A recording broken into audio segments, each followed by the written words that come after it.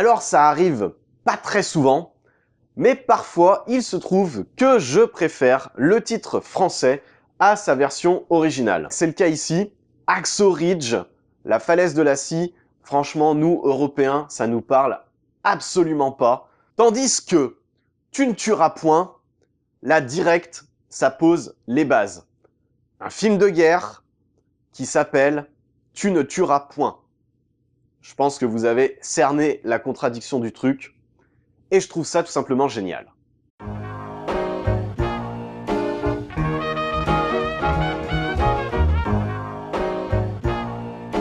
Salut les petits loups, alors vous l'aurez compris, aujourd'hui on se retrouve pour parler de Tu ne tueras point, le nouveau film réalisé par Mel Gibson. C'est le grand comeback de Mad Men.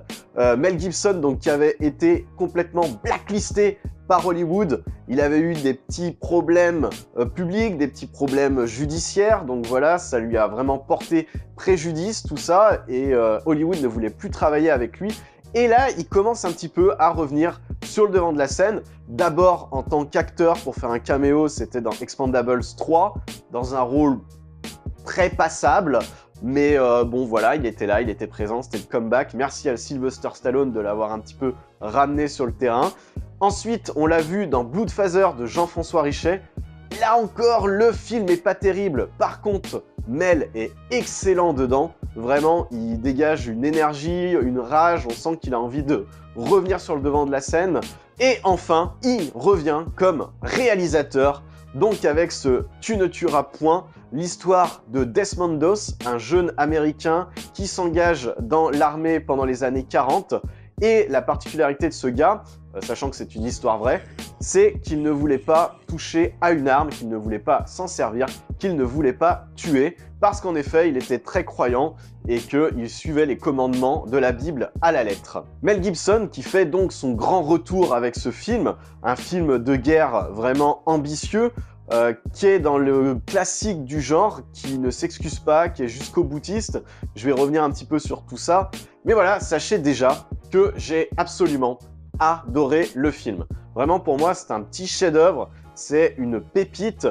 C'est un film, voilà, comme je l'ai dit, jusqu'au boutiste, qui n'a pas peur d'aller à fond dans son sujet, qui est très premier degré. Je vais revenir aussi un petit peu là-dessus.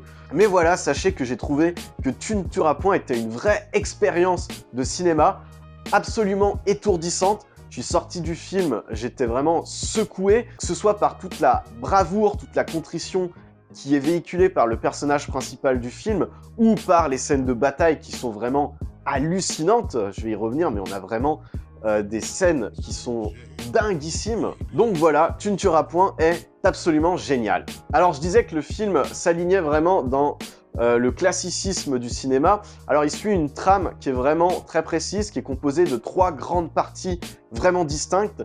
Le début est vraiment surprenant parce qu'on est dans un pur mélodrame typé années 40 justement, qui épouse cette forme même dans ses défauts.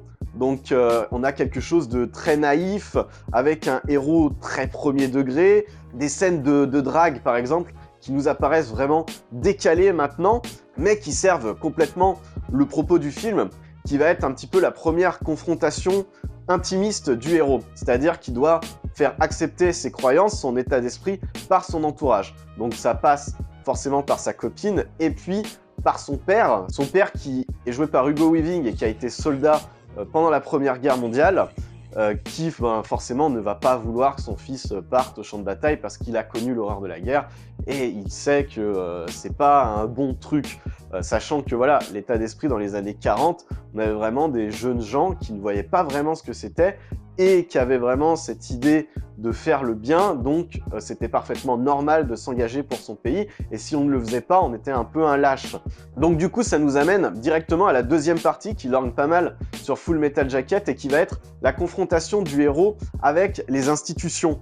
Quand on est dans l'armée, ça va être dur de dire qu'on ne veut pas utiliser un fusil et qu'on ne veut pas s'en servir. Je ne spoil pas vraiment parce qu'en fait tout est dans la bande-annonce, le film est ultra classique, il est intéressant en fait dans la façon dont il le raconte, plus que dans ce qu'il raconte. Donc du coup, c'est pas vraiment gênant d'en parler. Et puis enfin, la troisième partie va nous amener sur la réalité du terrain. Là, enfin, on va voir la guerre. Après toute cette préparation, d'abord sociétale, puis institutionnelle, et ben, on va voir comment ça se passe réellement sur le champ de bataille, en situation, comment il va réussir à marier ses idées avec ses actes. Voilà, c'est toute la question que va poser le film et qui donne une approche vraiment très intéressante et que je trouve complètement ludique. Également, j'ai vu beaucoup de personnes dire dans leurs critiques que c'était un film sur la foi, sur les croyances, etc., etc. Je suis vraiment pas d'accord avec ce point, dans le sens où effectivement, la foi est très présente. De toute façon, c'est quelque chose de très très marqué dans le cinéma de Mel Gibson, que ce soit dès le début avec Braveheart, encore plus forcément avec La Passion du Christ, où vraiment il embrassait ce propos. Mel Gibson est très croyant, hein, de toute façon, donc voilà. Et puis dans une moindre mesure avec Apocalypto. Là, dans Tu ne tueras point, effectivement, on retrouve plein de symboles christiques, plein de schémas comme ça religieux, mais tout ça n'est là que comme vecteur pour faire passer un message d'ordre beaucoup plus ample. Pour moi, le film n'est absolument pas sur la foi, il n'est absolument pas moraliste sur la religion. Le film traite avant tout du fait d'être intransigeant quant à ses idées et d'essayer de s'y tenir malgré n'importe quelle situation. Et c'est quelque chose qu'on peut transposer dans la vie de tous les jours. Comment on va réagir, nous, par rapport à la façon dont on voudrait être perçu, faire le bien, etc. Et ben, toutes les pressions sociétales ou institutionnelles qui nous forcent voilà, à gagner de l'argent, à évoluer en société, etc., etc. Et en fait, je pense que voilà, de façon beaucoup plus ample, je pense que le film peut être pris comme tel. J'ai également évoqué les scènes de bataille. Vous allez tout simplement voir les scènes d'action les plus ahurissantes qu'il m'ait été donné de voir depuis Il faut sauver le soldat Ryan. Par contre, ce qui est marrant, c'est que l'approche de Mel Gibson est totalement opposée à celle de Spielberg. En fait, dans Le Soldat Ryan, Spielberg a une approche vraiment très documentaire des scènes de bataille. Il filme ça vraiment au plus près des combats, sans chercher à magnifier l'action ou quoi que ce soit. C'est pas vraiment un formaliste, hein. Il ne cherche pas à faire de belles images. Et c'est toute la dichotomie de Mel Gibson qui, lui, au contraire, magnifie la violence. Il en montre l'horreur, mais en même temps, il y a certains plans qui sont magnifiques. Par exemple, à un moment, on a un soldat qui utilise son lance-flamme, et en fait, ça fait un clair-obscur. On a sa silhouette qui se détache du champ de bataille, juste en ombre chinoise, avec la flamme orange qui part, et qui est en train de carboniser les mecs. Et du coup, bah, la scène est proprement horrible, mais l'image, visuellement, est belle. Donc vous comprenez que c'est quelque chose que Spielberg n'a absolument pas fait sur Le Soldat Ryan. Lui, il a vraiment voulu montrer l'horreur dans ce qu'elle avait de plus réaliste, alors que Mel Gibson s'en détache un peu. Et en fait, je trouve que finalement, ça sert son propos du film parce que ça représente toute la dichotomie de l'espèce humaine. On a toujours eu une espèce de fascination morbide comme ça pour la violence. On fait des jeux vidéo violents, on regarde des films d'action violents, on s'en délecte, mais d'un autre côté, quand ça arrive vraiment dans notre propre vie, ça nous fait pas rire, ça nous amuse pas forcément. Et du coup, j'ai l'impression que, avec son film, Mel Gibson retraduit un petit peu cette impression dichotomique. Et il y a des moments où on regarde le truc, on dit « Putain, c'est cool, ça c'est badass !» Et 2 secondes après, t'as un plan qui te fait dire « Ah putain, non, c'est pas cool du tout. Non, non, non, non, ça me plaît pas. » Voilà, je trouve que c'est vraiment intéressant son approche de la mise en scène. Alors forcément, il faut aussi aborder le casting. Andrew Garfield est vraiment exceptionnel dans le film. Il arrive à retraduire toute la naïveté du personnage, mais également ses motivations profondes et tout ce qui fait qu'il en est arrivé à penser comme ça. J'avais parlé tout à l'heure de Hugo Weaving, bah forcément il est très très bon dans le rôle du père alcoolique qui renvoie là encore à la figure paternelle de Mel Gibson. Alors il y a aussi Vince Vaughn, je ne sais pas comment ça se prononce ce nom, dites-moi dans les commentaires. Le mec qui a fait Wedding Crasher, tout ça, qui est souvent dans des comédies américaines avec Owen Wilson. Et ben, il change complètement de registre. Alors c'est pas vraiment une nouveauté si vous avez vu True Detective. Déjà, il jouait un espèce de parrain mafieux. Il était vraiment dans quelque chose de plus sérieux, plus premier degré. Là, il essaye de faire une espèce de clone de Sergent Hartman de Full Metal Jacket. Et franchement, il est bon. Alors, forcément, il a pris de l'âge, son visage se burine un petit peu plus, ça lui donne vraiment de la gueule. En plus, c'est un acteur qui est super grand, donc bah voilà, il en impose par sa taille. Mais vraiment, ça surprend de le voir comme ça, à contre-emploi. Également, en parlant de contre-emploi, extrêmement grande surprise, je regarde le film, il y a un acteur que je trouve absolument excellent. Je me dis, putain, mais c'est qui ce gars? Qu'est-ce qu'il a fait? D'où il sort? Je vais sur IMDb, je regarde un petit peu tout ça. C'est donc Luc Brasset, un acteur australien qu'on a vu dernièrement dans Point Break, le remake.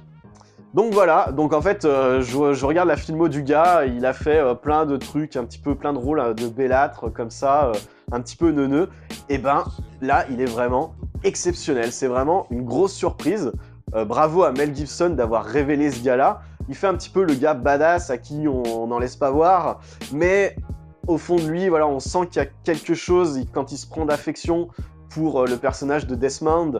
Voilà, on sent qu'il y a quelque chose en plus. Il arrive à faire passer plein de nuances dans son jeu et vraiment on s'attache au personnage alors qu'à la base c'est une espèce de grande gueule pas vraiment sympathique.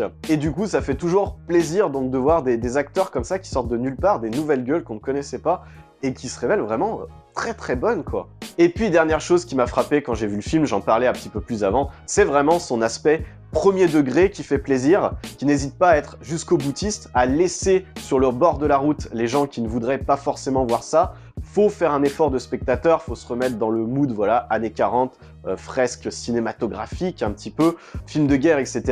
Mais voilà, c'est un film qui s'assume pleinement, qui ne met pas de second degré, qui ne met pas de sens caché, il n'y aura pas de trucs à découvrir derrière telle petite scène ou tel petit machin, il est très premier degré. Il vous dit, voilà, ma vision de la vie, c'est ça, c'est comme ça. Ce qui serait bien, c'est que vous soyez comme ce mec-là. Je vous montre ce qu'il a fait, prenez-en de la graine.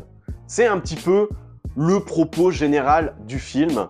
Mais voilà, c'est un film qui refuse complètement d'aller comme ça dans le second degré, de faire des appels de pied à son spectateur. Il faut vraiment le prendre pour ce que c'est. Donc vous aurez compris mon avis global sur le film Tu ne tueras point est vraiment une expérience cinématographique. Le film est vraiment éprouvant. Il sera, à n'en point douter, dans mon top 3 de l'année. C'est un film qui aborde frontalement son sujet, avec sincérité. Et puis c'est d'une puissance émotionnelle folle, quoi. Donc voilà, ce sera tout pour cette vidéo. Si vous ne l'avez pas vu, n'hésitez pas à courir au cinéma pour aller voir Tu ne tueras point. Moi, je vous dis à très bientôt pour de prochaines vidéos. Si vous avez aimé cette dernière ou si vous voulez discuter du film, n'hésitez pas comme d'habitude à laisser un petit commentaire. D'ici qu'on se retrouve, je vous souhaite de regarder plein de bonnes choses. Ciao ciao, bye bye. Your faith was strong, but you needed proof. You saw her